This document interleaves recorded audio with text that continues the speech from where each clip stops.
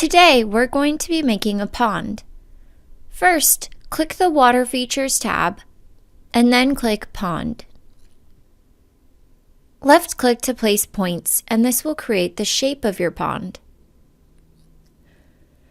Right-click to place the last point.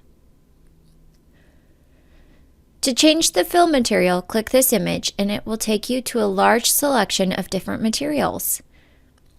Make your selection, and then click OK. To edit the dimensions of your pond, you can use these options, including depth taper, water level. You can change the water effect and edge style. You can also add steam by checking this box.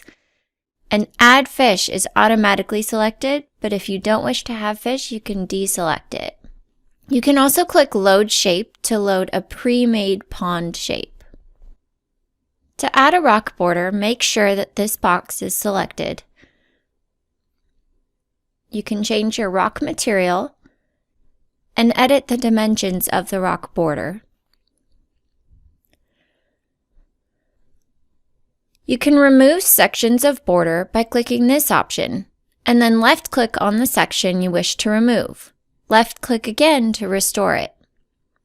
After your pond is added, you can add a waterfall, plants, and any other accessories you want. To feed the fish during walkthrough mode, just click the left mouse button. Thank you for watching, and be sure to check out ideaspectrum.com for more information and videos about our software.